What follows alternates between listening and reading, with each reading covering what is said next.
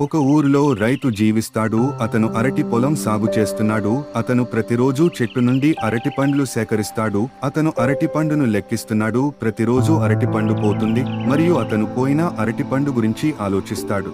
మరుసటి రోజు అతను అరటి పొలానికి వెళ్తాడు. అతను అరటి చెట్టును చూస్తూ ఆలోచిస్తాడు. అప్పుడు ఒక కోతి వచ్చింది. ఆ రైతు అరటి చెట్టు వెనుక నిలబడి ఉంటాడు అని గమనిస్తాడు.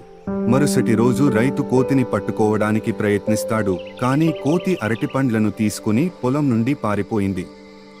తరువాత రైతు కోతిని పట్టుకోవడానికి వలతో ఒక ఉచ్చు వేశాడు.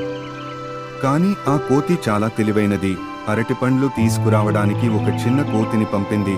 ఆ రోజు కూడా అతను కోతిని పట్టుకోవడంలో విఫలమయ్యాడు. ఆ రైతు బాగా ఆలోచించి అరటిపండు టేబుల్ మీద పెట్టి అతను టేబుల్ పక్కన కూర్చున్నాడు. అతను నిద్రపోతున్నట్లు నటిస్తూ ఉన్నాడు. అప్పుడు అరటిపండు చూసి ఆ కోతి టేబుల్ దగ్గరికి వస్తుంది. కోతి అరటిపండును తీసుకుంది. రైతు లేచి కోతిని పట్టుకున్నాడు. అప్పుడు కోతి అరుస్తుంటుంది. ఆ రైతు కోతిని ఏమీ చేయకుండా కోతికి ఒక అరటిపండు ఇస్తాడు.